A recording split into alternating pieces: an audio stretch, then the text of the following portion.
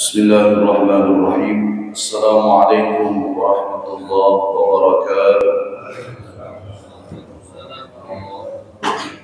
نويت التعلم والتعليم والإفادة والاستفادة والتذكر والذكر والنفع والانتفاع والحث على التمسك بكتاب الله وسنة رسول الله والبداية عن الهدى والدعاء على الخير.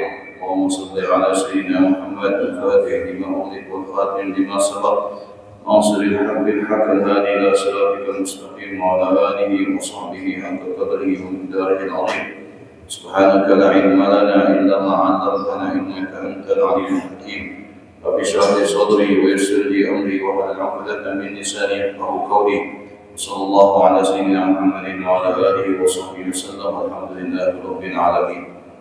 الحمد لله رب العالمين وبه نستعين على أمور الدنيا والدين. والصلاة والسلام على أشرف الأنبياء والمرسلين سيدنا محمد وعلى آله وصحبه أجمعين. قال المصنف رحمه الله ونفعنا وبعلومه في الدارين إلى أن قال: الحديث الثاني مراتب الدين، إلى أن قال: فأخبرني عن الساعة. قال: ما المسؤول عنها بعلم من السائل. قال: فأخبرني عن أمارتها. قال: أن تلد الأمة ربتها وأن ترى الحفاة العراة العالة رعاء الشاء يتطاولون في البنيان. ثم انطلق فلبثت مليا ثم قال لي صلى الله عليه وسلم: يا عمر، أتدري من السائل؟ قلت: الله ورسوله أعلم. قال: فإنه جبريل آتاكم يعلمكم دينكم. رواه مسلم.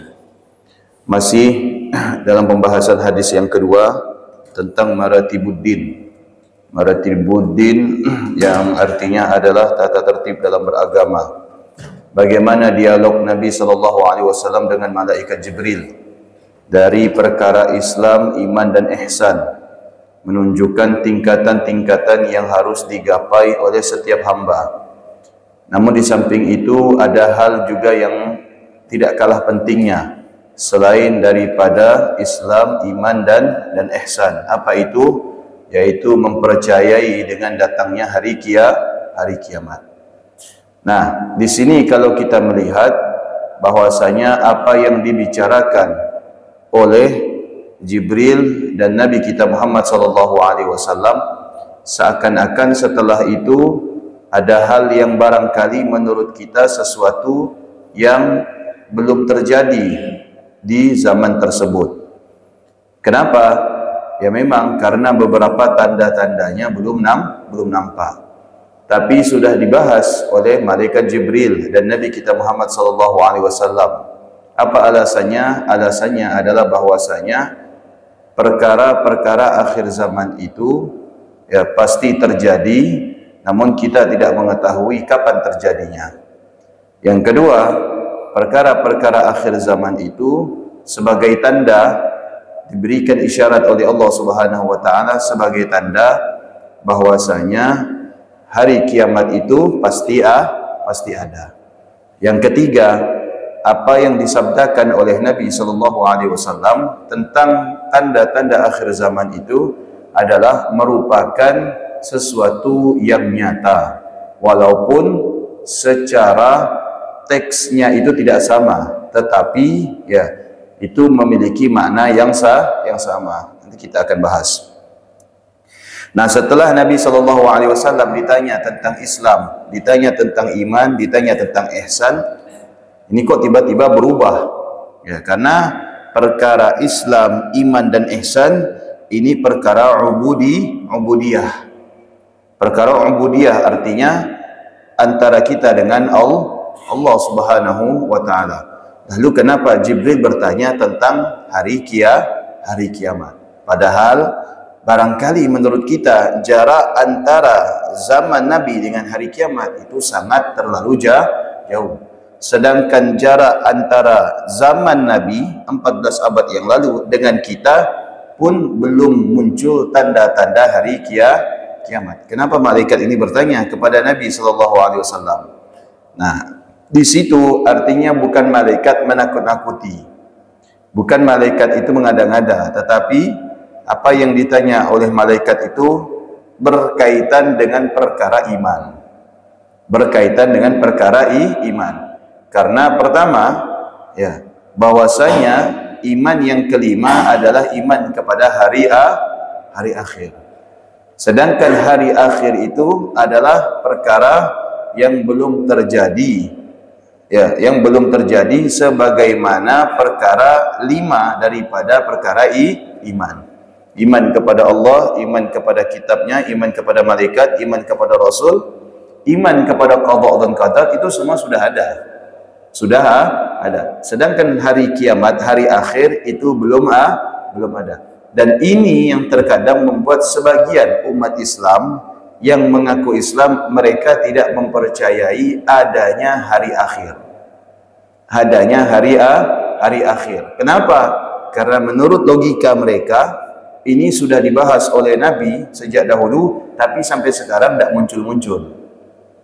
Mereka maunya membuktikan sesuatu itu nyata, dan kenyataan sesuatu itu hanya diterima dengan akal. Artinya mereka lebih mengedepan akal daripada iman.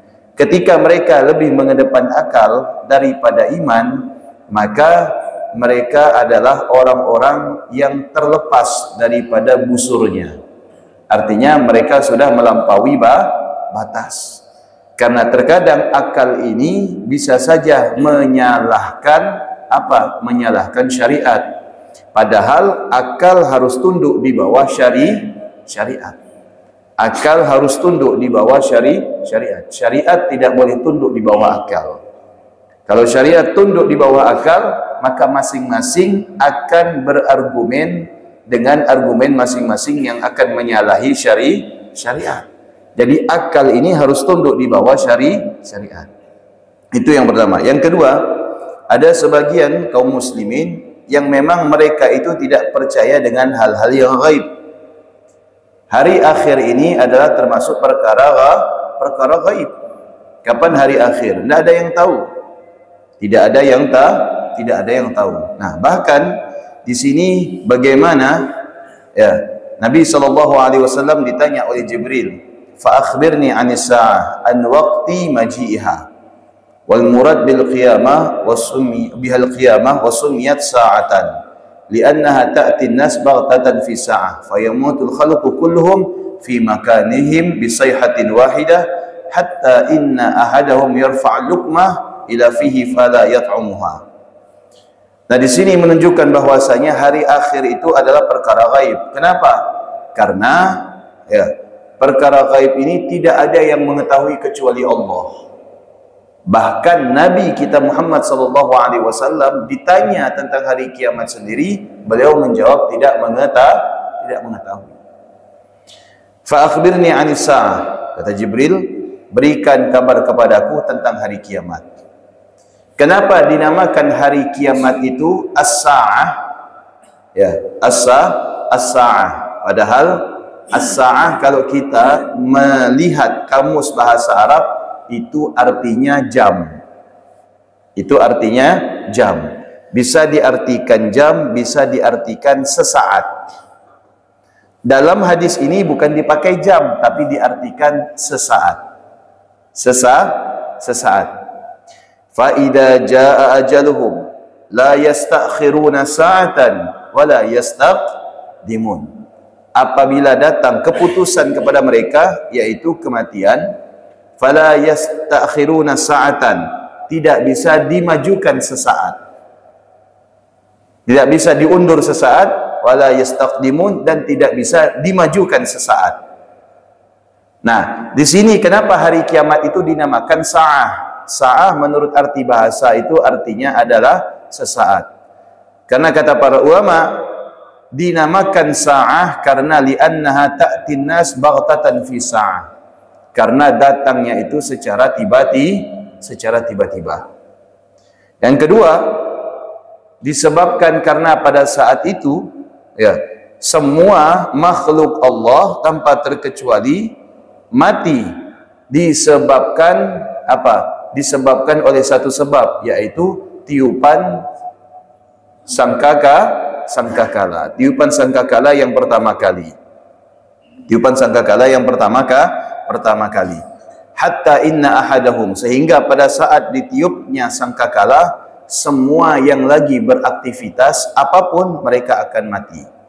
Bahkan dikatakan di sini inna ahadahum yarfa'ul luqmah, sampai salah satu di antara manusia mau nyuap makanan, ditiup sangkakala, makanan itu tidak sempat masuk ke dalam mulutnya dan kemudian dia meninggal.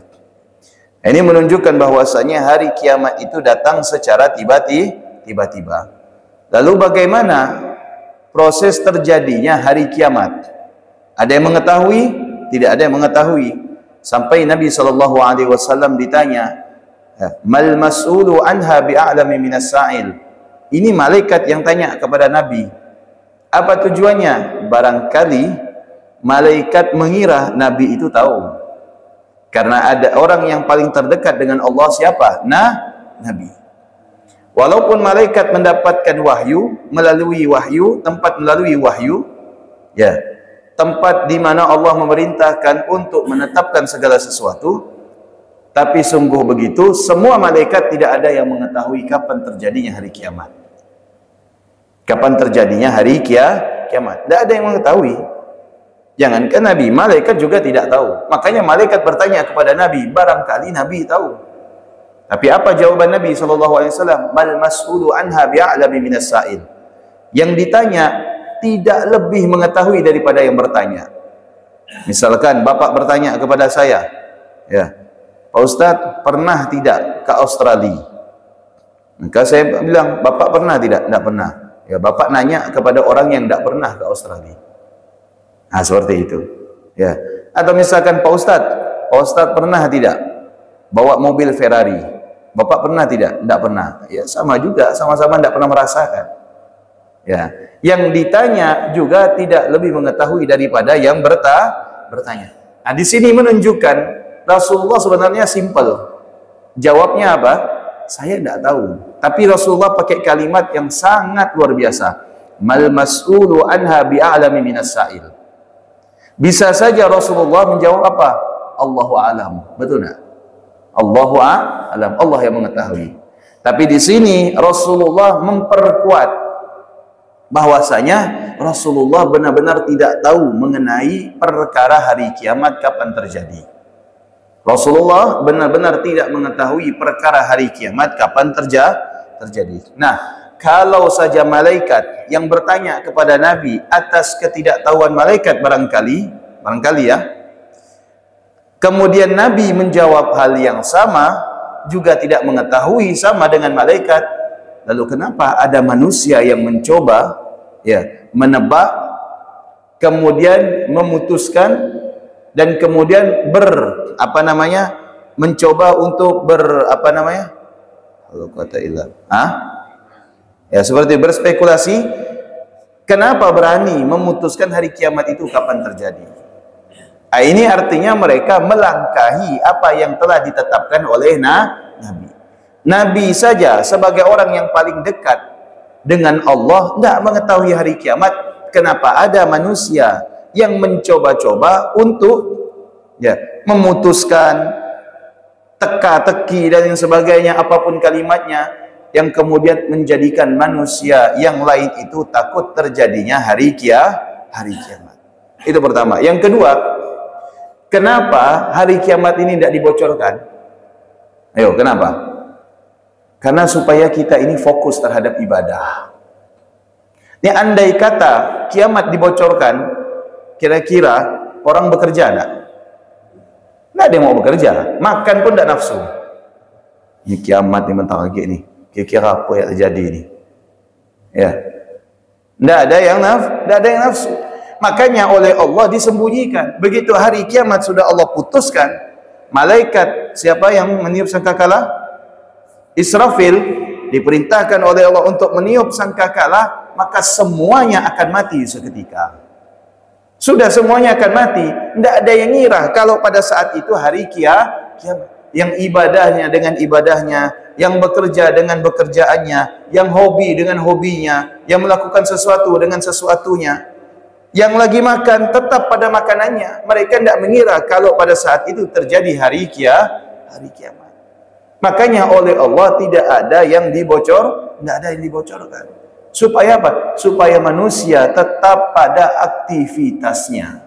Ini andai kata Allah memberikan bocoran, misalkan dikatakan di dalam hadis yang sahih, hari kiamat terjadi pada tahun sekian, tanda sekian sekian yang valid, niscaya semua orang akan beriman. Betul tidak?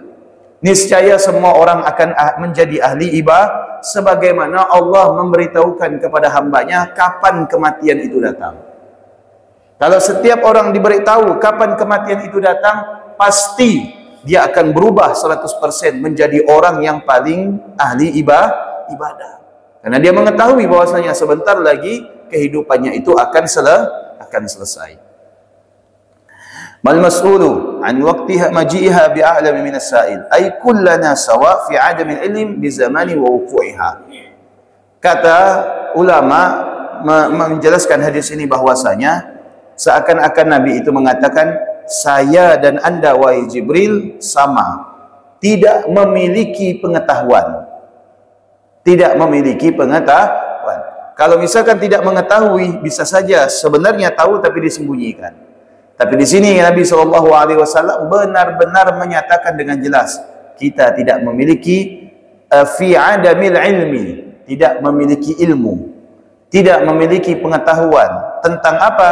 Bizamani uqu'iha, kapan terjadinya hari kiamat. Wa qila inna rajulan ata an-nabi sallallahu alaihi wasallam fa qala lahu mata qiyamus sa'ah wa inni qad alqaitu habbati famata as-sama'u tamtur wa hamlu imra'ati dhakaran untha wa ma a'malu ghadan wa aina amut fa nazala wa qawluhu ta'ala inna Allah 'indahu 'ilmus sa'ah. Walhaq anna Allah subhanahu wa ta'ala lam yaqbid nabiyina sallallahu alaihi wasallam hatta atlahu ala kulli ma abahahu alaihi illa annahu amarahu bikatmil ba'di wal i'lam bil ba'di. Nih, bukan di zaman sekarang saja, di zaman Nabi itu sudah terjadi. Bagaimana seseorang itu ingin tahu kapan terjadinya hari kiamat. Maka tidak salah kalau misalkan ada di zaman sekarang ada orang yang memang mencari, menggali informasi tentang terjadinya hari kiamat. Tapi ingat, semakin digali, semakin dicari informasi kapan terjadinya hari kiamat, maka hari kiamat itu semakin jauh. Maka hari kiamat itu semakin jauh, bukan semakin dekat. Karena pertanyaan-pertanyaan yang semacam ini sudah ada sejak dahulu. Tapi apakah mereka menemukan? Tidak, mereka menemukan. Tidaklah mereka menemukan hari kiamat. Nah, pernah seseorang datang kepada Nabi SAW, wahai Rasul, kapan hari kiamat? Ditanya. Wa inni qad alqaitu habbati famata as-sama'i tamtur. Maka sesungguhnya aku telah menemukan sesuatu, seakan-akan ingin mengetahui segala-galanya. Kapan hari kiamat terjadi? Kapan hujan akan turun? Tak tanggung-tanggung dia nanya nih. Kemudian istri saya lagi hamil, anak laki-laki atau anak perempuan.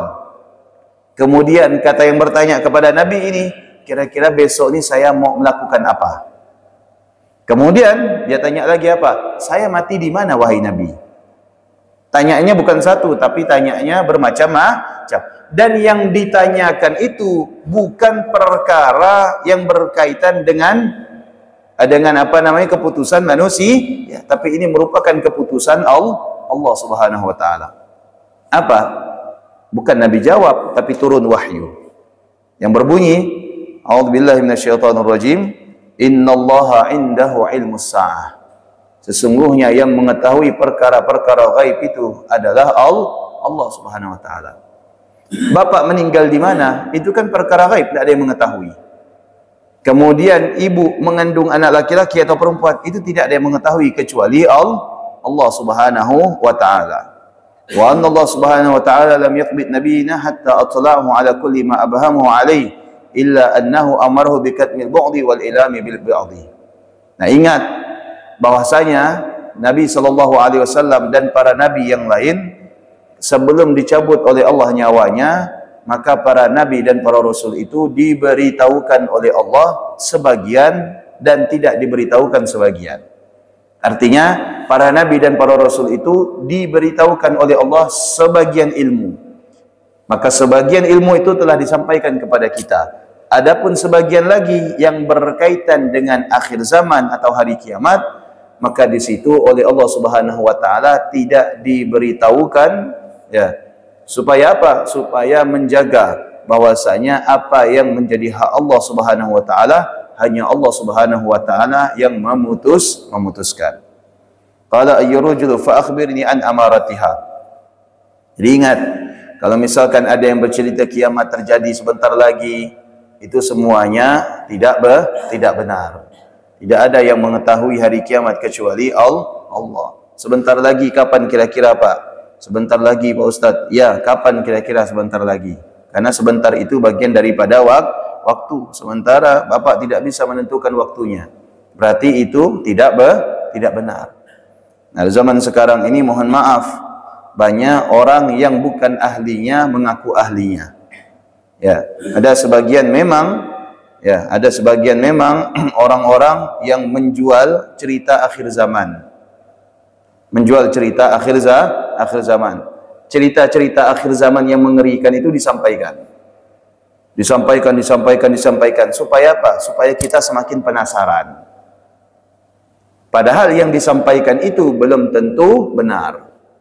Nah, di sini saya sampaikan kepada bapak-bapak dan ibu-ibu, ingat, perkara hari kiamat sebagian besar dalilnya itu dhaif. Tanda-tanda hari kiamat sebagian besar dalilnya itu dhaif. Dan ingat, ya, yang berkaitan dengan perkara ghaib ini adalah akidah. Dan akidah tidak bisa menerima hadis selain daripada hadis sahih. Kalau ada hadis dhaif berkaitan dengan akidah, itu ditolak dalilnya. Hadis dhaif hanya bisa dipakai untuk menambah amal. Misalkan ada hadis lemah yang berbicara tentang keutamaan sholat 2 rakaat, boleh dipakai, tidak masalah. Misalkan ada hadis dhaif, hadis lemah yang membahas tentang keutamaan sedekah, silakan pakai. Keutamaan puasa, silakan ambil. Keutamaan zikir, silakan amalkan. Tapi kalau hadis dhaif dipakai untuk akidah, ini bisa menjadikan akidah kita itu rancu. Kenapa Pak? Berbeda ibadah dengan akidah. Beda. Kalau akidah ini ranah keimanan. Akidah ini ranah keimanan. Jadi kalau misalkan kita ambil semua hadis dhaif yang berkaitan dengan akidah, itu tidak akan menjadikan keimanan kita kuat. Yang ada justru apa? Akan timbul dan membesar yang namanya keraguan. Nah, para guru-guru kami ketika berbicara tentang konteks hadis akhir zaman, itu dibaca secara teks saja, tidak diperjelaskan secara detail.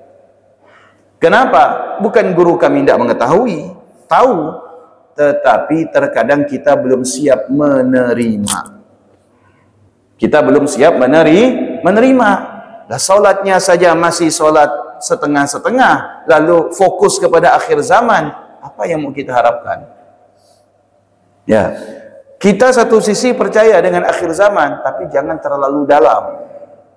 Jangan terlalu dalam. Ketika terlalu dalam, akhirnya membuat apa? Ada semacam di dalam diri ini was-was. Tak mau kerja. Ngapa pula? Entah lagi kiamat Pak Ustaz. Ya, tak mau keluar dari rumah. Kenapa tak mau keluar dari rumah? Takut Pak Ustaz, bentar lagi kiamat. Akhirnya tidak bisa beraktivitas. Sebab apa? Sebab salah memahami tentang dalil akhir zaman. Jelas Pak ya? Paham ya? Oke. Hanya sekedar mengetahui silahkan, tapi jangan sampai itu diperdalami. Karena apapun yang terjadi belum tentu menunjukkan kiamat itu semakin dekat. Bahkan sesuatu pernah terjadi di zaman Nabi dan ditampakkan di sini di hadis akhir zaman. Tapi apakah kiamat? Belum kiamat sampai sekarang, padahal sudah 14 abad. Nah, di sini bukan saya mengatakan kiamat itu perkara yang tidak benar nyata, perkara yang benar dan perkara yang nyata. Hanya saja kita tidak boleh menjadikan yang berkaitan dengan hari kiamat dan tanda-tandanya itu sebagai fokus utama pembahasan kita, karena ada pembahasan yang lebih penting. Qala fa akhbirni an amaratiha. Nah, ini Jibril minta kepada Nabi, tunjukkan saya tanda-tandanya. Apa kata Nabi sallallahu alaihi wasallam? Qala antalidal amatu rabbataha. Pertama, tanda hari kiamat, seorang budak melahirkan tuannya. Seorang budak melahirkan tuannya. Okey. Apa yang dimaksud dengan budak melahirkan tuannya? Di sini memiliki banyak makna. Di sini memiliki banyak makna.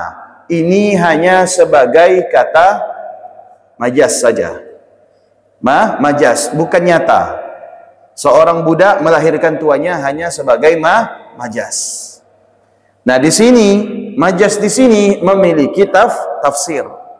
Dan dikatakan bahwasanya ada lebih daripada 3 tafsir. Tapi yang saya hafal cuma 2. Apa yang dimaksud dengan seorang budak melahirkan hamba sahaya? Pertama, dalam hukum fikih, kalau ada, misalkan saya punya budak perempuan, di Indonesia ini diperlakukan budak, misalkan budak itu laksana istri, boleh digauli,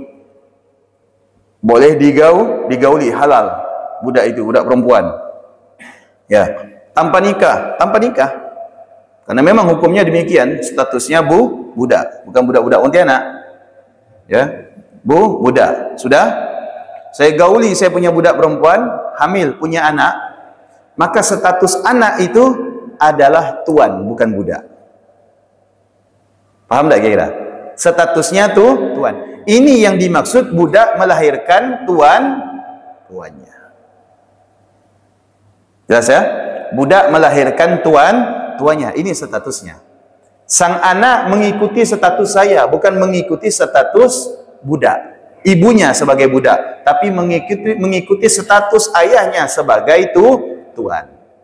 Tapi kalau misalkan saya budak, istri saya juga budak, lahirnya budak.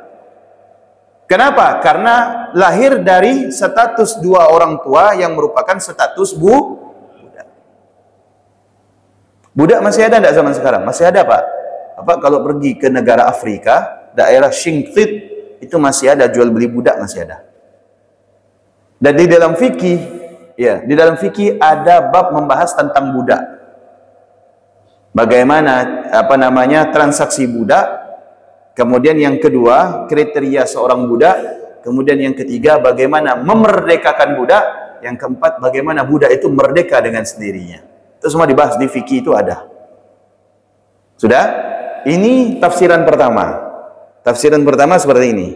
Yang kedua, ya, tafsiran yang kedua, apa yang dimaksud dengan seorang budak melahirkan tuannya? Nah, seperti ini.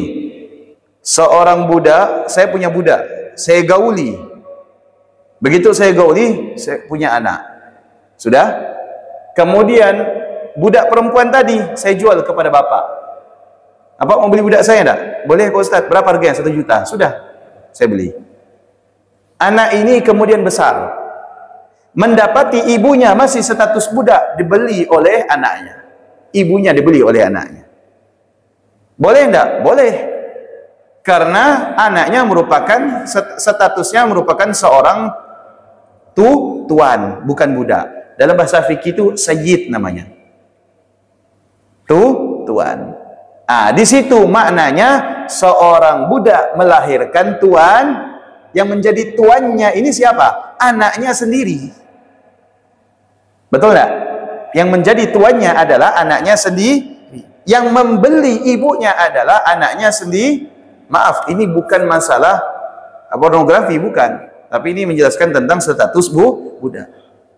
Di kemudian hari, anak yang saya lahirkan ini besar. Statusnya tuan. Pergi ke pasar, lihat perempuan. Dia tidak tahu ini ibunya. Di pasar perbudakan, dijual nih orang tua. Perempuan, ditanya kepada penjual, berapa harganya? 1 juta, saya beli.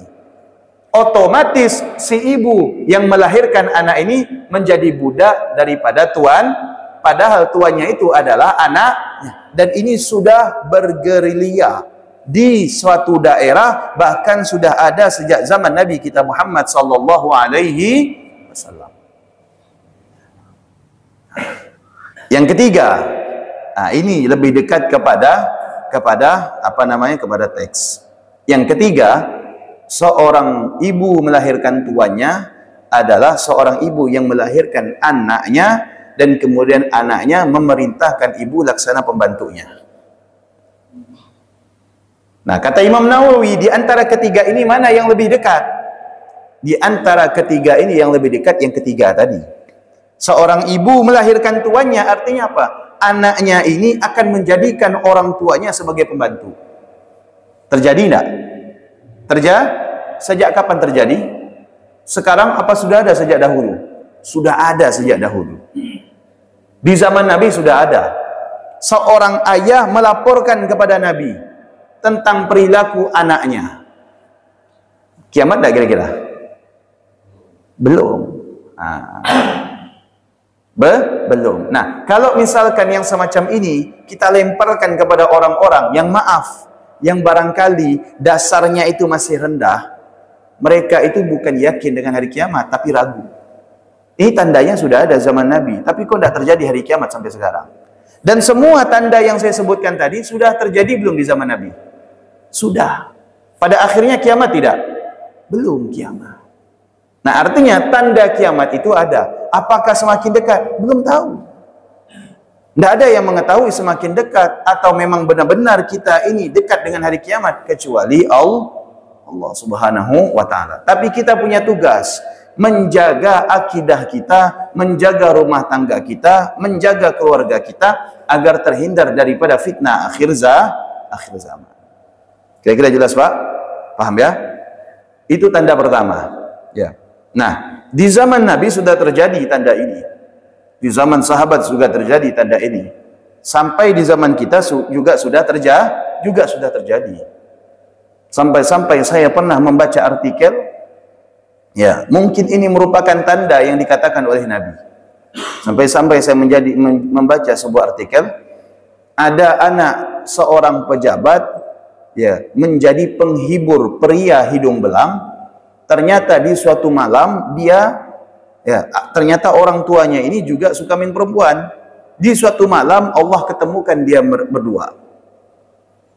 Bapaknya mesan anaknya ternyata. Yang dipesannya itu adalah anaknya. Begitu bapaknya ini datang ke tempat karaoke, begitu perempuan ini datang di tempat karaoke sebagai penghibur, apa nama bahasanya penghibur itu? Paham pula bapak nih. LC apa itu?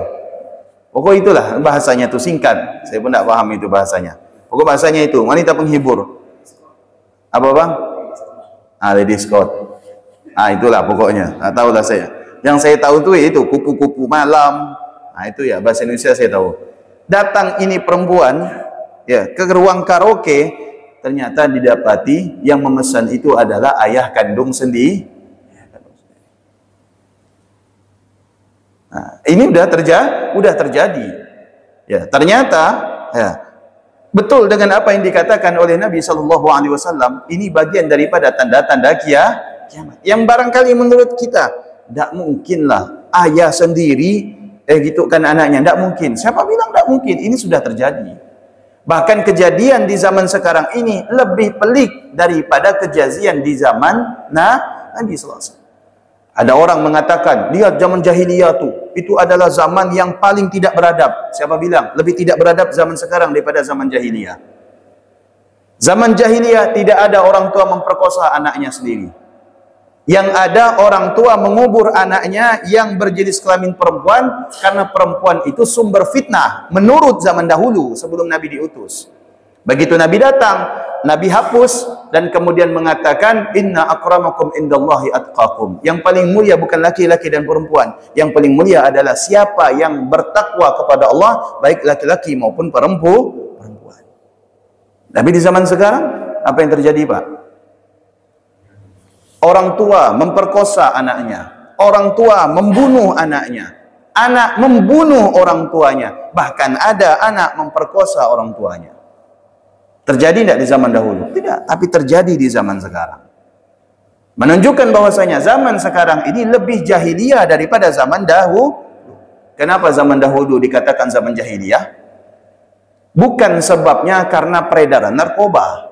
Bukan sebabnya karena berdirinya lokalisasi, bukan. Karena pertama, martabat perempuan itu di bawah martabat yang lain. Yang kedua, yang punya harta berkuasa, yang tak punya harta ditindas.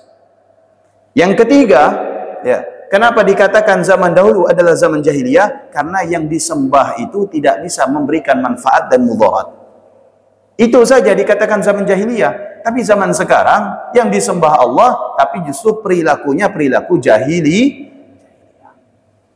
Maka sebenarnya kalau kita mau mengaca, zaman sekarang ini lebih jahiliyah daripada zaman jahiliyah yang sebelum diutusnya Nabi SAW. Semua kejahatan terjadi di zaman sekarang.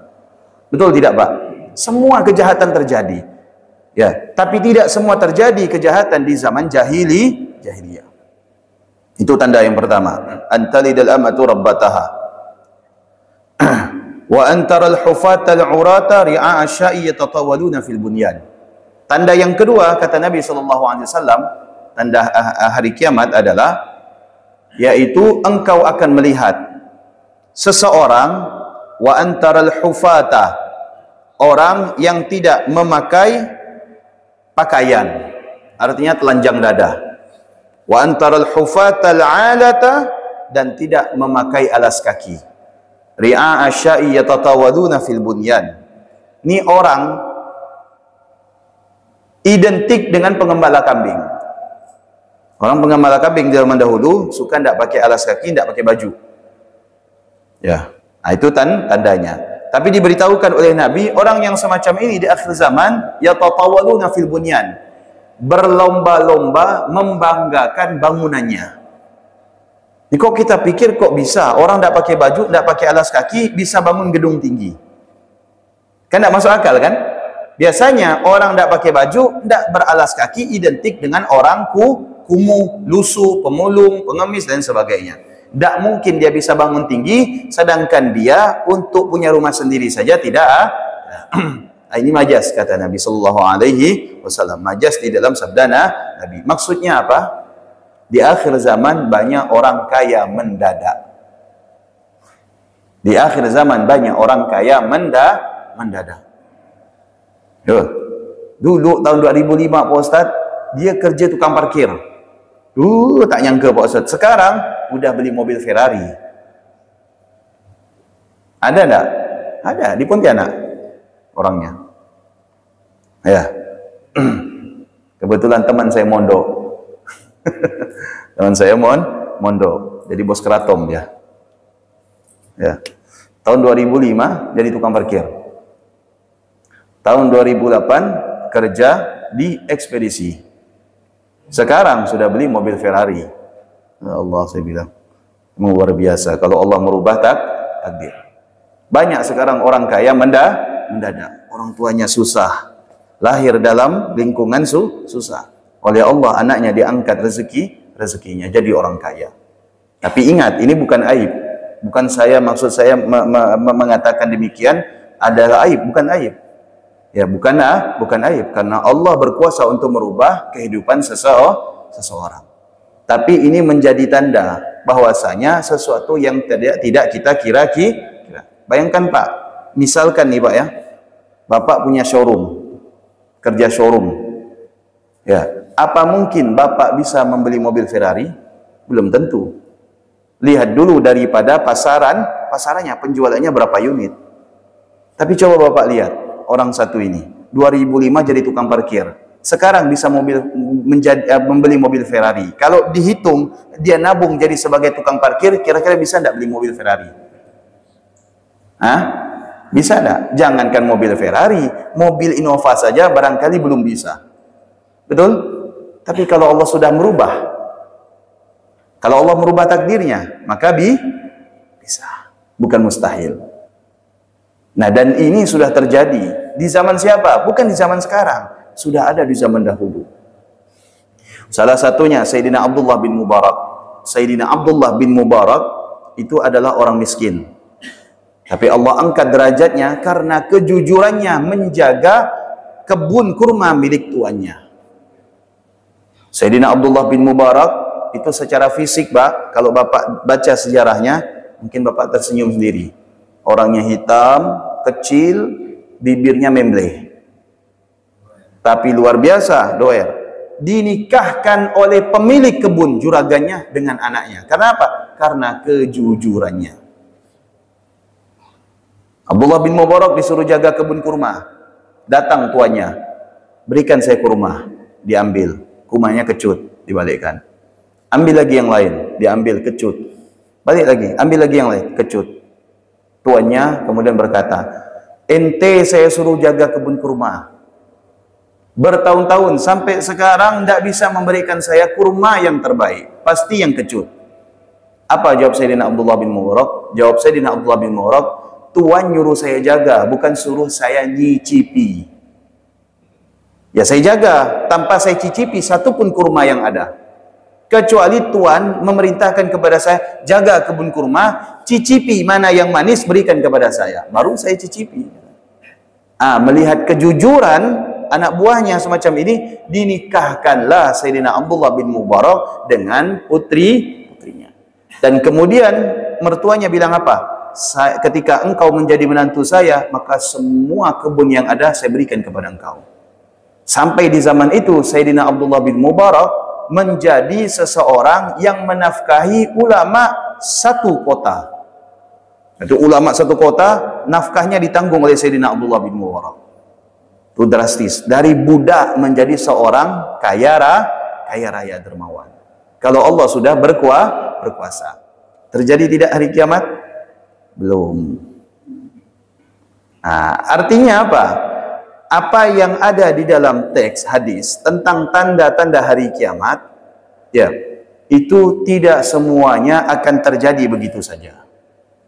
Karena perlu yang namanya proses. Dan apabila dinyatakan di dalam hadis 14 abad yang lalu, ya, itu bermakna bermakna majas. Dan itu bisa terjadi di zaman sekarang. Tapi kiamat belum. Kenapa? Karena Allah yang mengetahui kapan hari kiamat itu terjadi.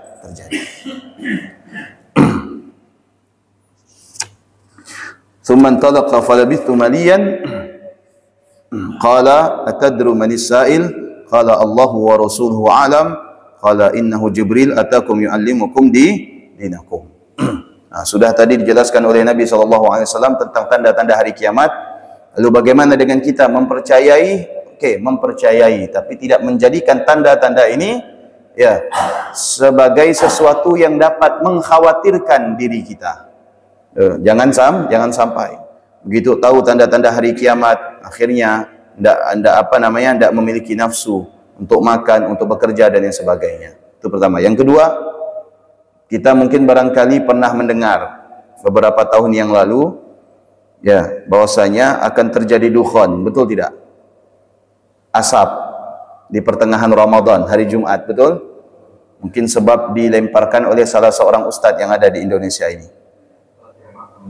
Apa? Iya, istilah. Terjadi tidak? Terjadi tidak? Tidak. Terjadi tidak kira-kira? Tidak terjadi. Nah, ternyata, mohon maaf, usut punya usut, ya, orang yang mempercayai statement itu akhirnya disuruh pindah ke suatu daerah pegunungan supaya terhindar daripada asap, karena asap ini akan menyerang kota. Dan pegunungan itu kaplingan, dijual. Nah, ternyata jual beli kapling. Saya bisa juga demikian, Pak. Saya ceritakan tentang akhir zaman, Pak. Bentar lagi kiamat nih, Pak. Kita pindah ya, Pak. Pindah di mana, Pak Ustaz? Kita cari daerah tanah yang luas, nanti kita pilih satu kapling. Ternyata yang punya tanah itu saya. Ini yang tidak baik. Ya, ujung-ujungnya adalah untuk memperkaya diri. Nah, sebenarnya, ya, kalau kita berbicara tentang hadis akhir zaman, ya, itu sebagian statusnya kuat, sebagian statusnya itu lemah. Yang kuat ini bisa kita dijadikan sandaran, tapi jangan sampai, ya, kita berpatokan kepada hadis tersebut. Oh, ini tandanya nih, kayaknya gelap nih. Misalkan ada tanda hari kiamat, gelap selama 1 hari 1 malam. Oh, ini gelap 1 hari 1 malam nih hari kiamat. Nggak usah. Fokus kita kepada ibadah saja. Ibadah. Jangan fokus kepada hari kiamat. Karena tidak ada yang mengetahui hari kiamat kecuali Allah Subhanahu wa taala. Nah, yang kedua, setidaknya kita ini bisa memfilter kita dan anak-anak kita. Bahwasanya di zaman sekarang ini terjadi sesuatu yang sangat mengerikan. Apakah fenomena alam? Bukan. Yang terjadi ini adalah badai fitnah. Badai fitnah dari beberapa orang yang sengaja menjadi biang fitnah. Bapak lihat acara Fashion Week. Tahu acara Fashion Week, Pak? Bisa enggak membedakan antara laki-laki dan perempuan? Laki-laki bergaya ala perempuan, dan ini didukung. Dan ini didukung, ada sponsornya. Ya, ada pendananya. Ada fans beratnya. Ini lama-kelamaan, Pak. Laki-laki bergaya perempuan, itu biasa nanti. Padahal ini sudah jatuh kepada tasyabbuh bin nisa, tidak diperbolehkan di dalam agama. Hukumnya haram. Laki-laki, perempuan, perempuan. Apapun alasannya, laki-laki tidak boleh meniru perempuan. Bahkan di dalam hadis itu dikatakan dari segi ucapan, dari segi gerakan, laki-laki tidak boleh meniru gaya perempuan. Andai kata dengan sengaja dia meniru, maka dia akan dilaknat oleh Allah Subhanahu wa taala, dan sebaliknya. Di zaman sekarang ya, kemungkaran ini beda tipis dengan yang namanya kebenaran. Bukan beda tipis karena derajatnya, bukan, tetapi karena penilaiannya menurut orang awam. Jadi yang benar-benar mungkar sekarang ini dianggap sesuatu yang lumrah. Sesuatu yang lumrah. Dari mana kemungkaran itu bermuara? Dari handphone. Dari handphone. Kenapa mereka bisa berkumpul? Ya dari handphone.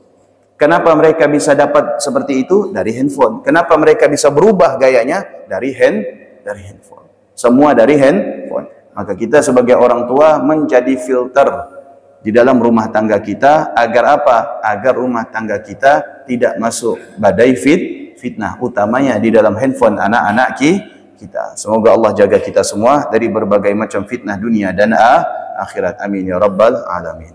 Barangkali ada yang mau tanyakan? Waalaikumsalam warahmatullahi wabarakatuh. Ya.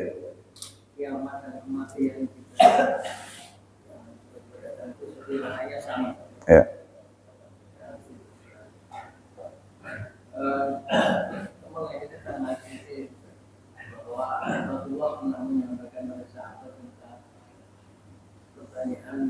Apa yang kamu lakukan kalau besok kiamat itu? Ya, itulah beribadah kalau kata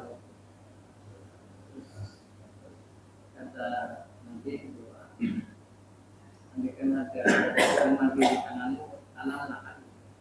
Itulah istilah. Andai kata ada pokok kurma di tanganmu, anak-anak. Ya. Besok kiamat. Ya. Tapi masih menyuruh untuk menanam biji kosong. Berapa tahun dia berbuah? Ya. Itu apa hadisnya seperti apa dan bagaimana? Jadi bismillahirrahmanirrahim. Yang pertama yang pasti kita hadapi itu adalah kiamat kecil.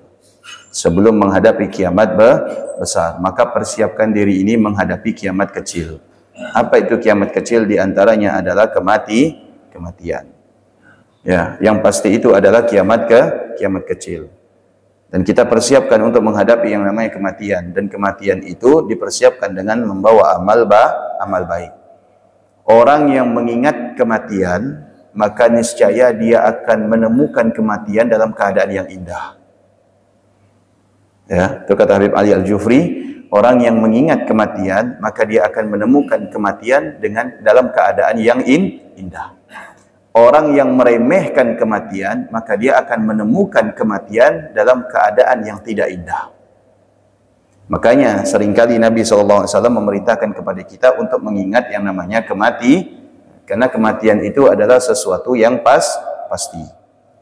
Nah, ketika Nabi SAW ditanya pada kapan hari kiamat oleh salah seorang sahabat, ya, maka itu ada dua redaksi. Redaksi yang pertama, sahabat bertanya, kapan hari kiamat? Nabi kemudian kembali bertanya, "Madza a'adatta laha?" Apa yang engkau persiapkan? Maka jawab sahabat tadi ini adalah, tidak saya menyiapkan segala sesuatu, melainkan hanya yang saya persiapkan adalah cinta kepada Allah dan cinta kepada Rasulullah.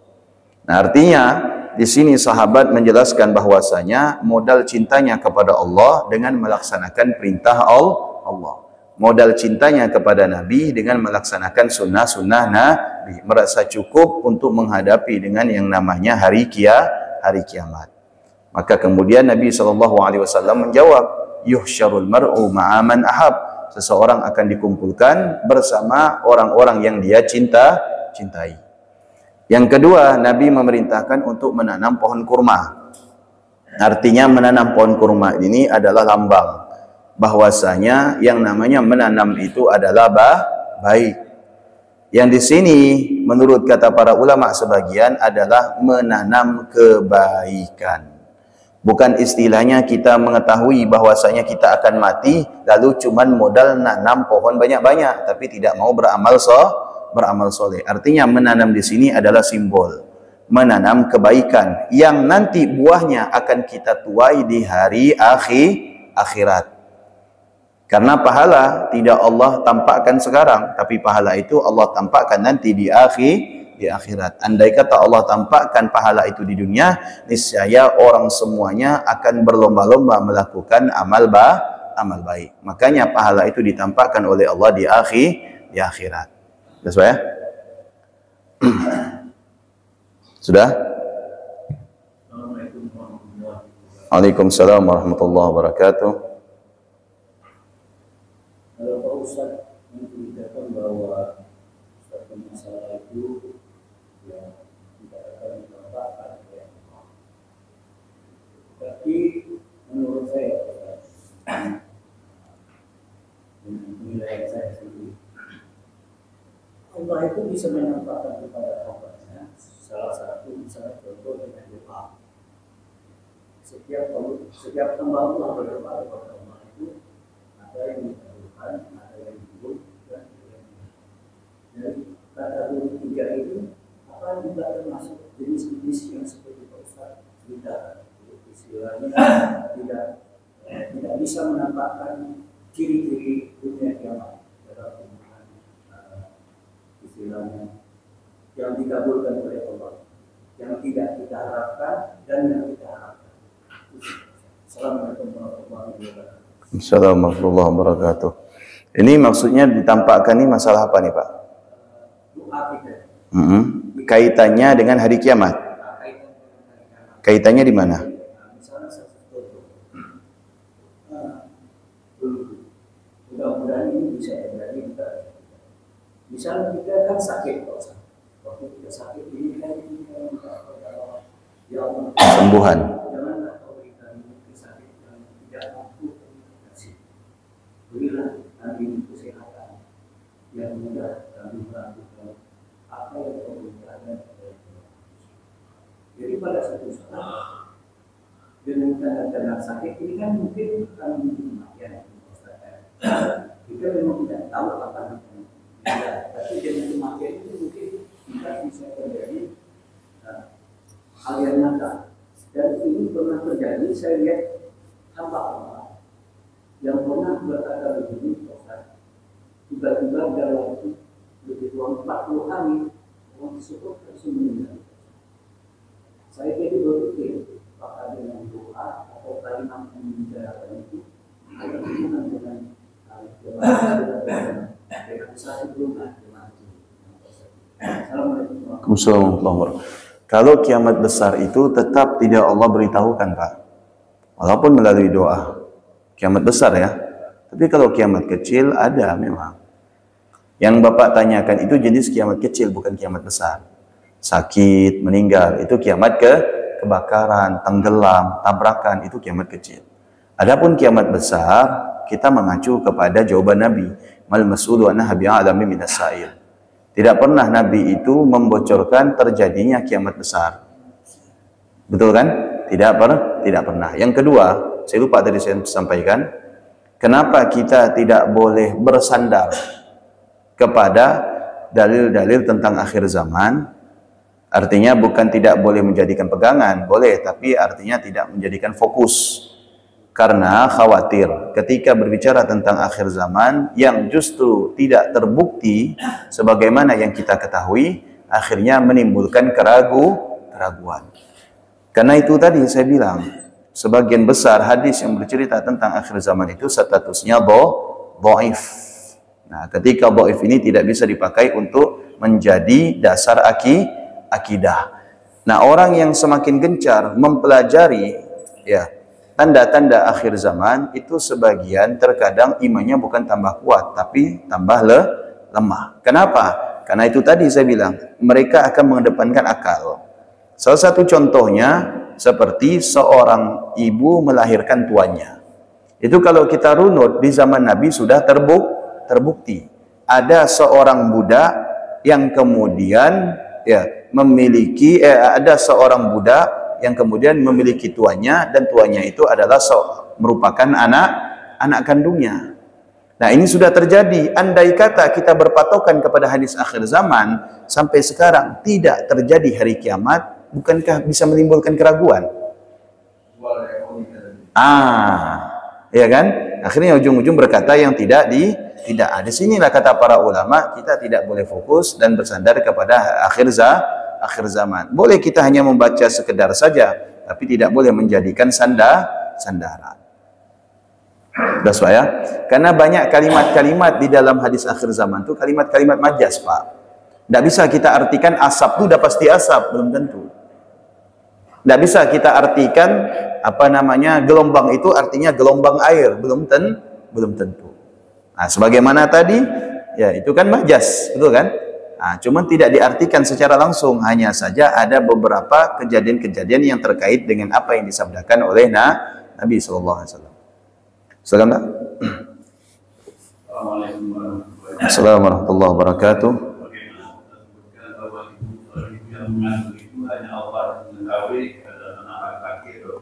Ya.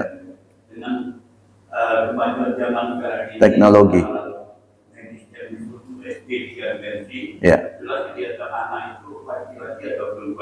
Ya. Apa hukumnya kalau yang percaya dengan alat tersebut? Oke. Ya. Pertama, untuk mempercayai alat tersebut boleh, tetapi tidak sampai menggeser keimanan kita. Pun yang menciptakan alat itu adalah manusia, dan yang menganugerahkan ilmu kepada manusia itu adalah Allah.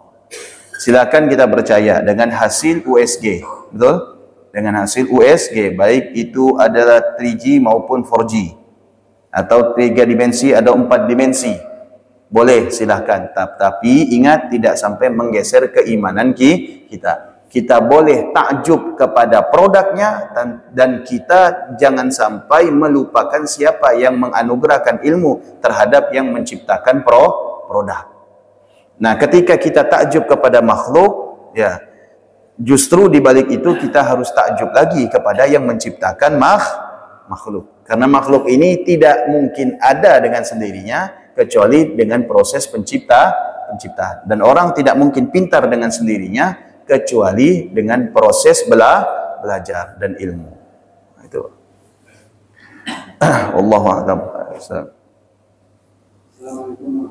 Assalamualaikum warahmatullahi wabarakatuh.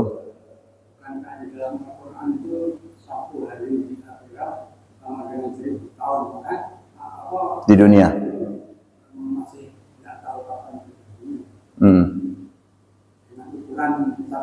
Oke.